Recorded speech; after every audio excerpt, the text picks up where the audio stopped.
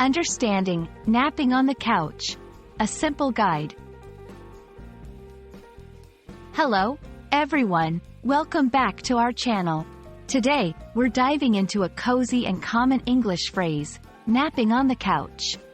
It's a simple expression, but it's packed with cultural nuances and everyday life scenarios.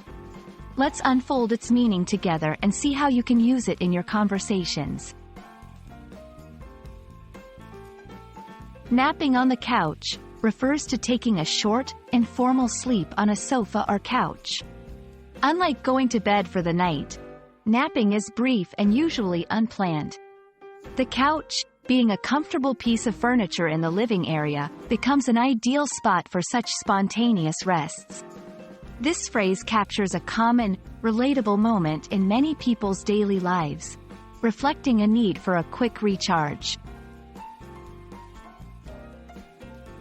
In many cultures, the living room and couch are central to a household's social and relaxation spaces.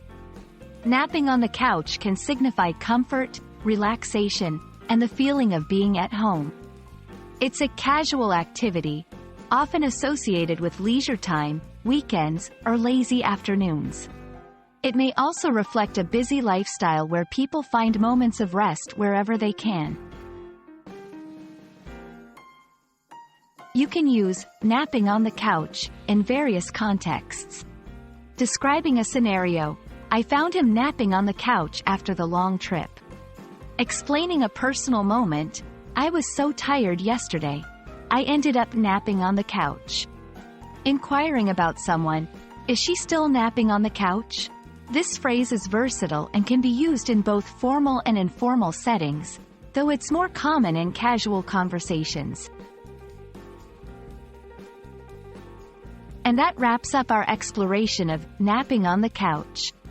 It's a phrase that beautifully encapsulates a universal experience of seeking brief moments of rest in our busy lives. We hope this video has shed light on its meaning and use. Remember, language learning is not just about words, it's about understanding the culture and context behind them. Thanks for watching, and we look forward to bringing you more insights into the English language. Happy learning!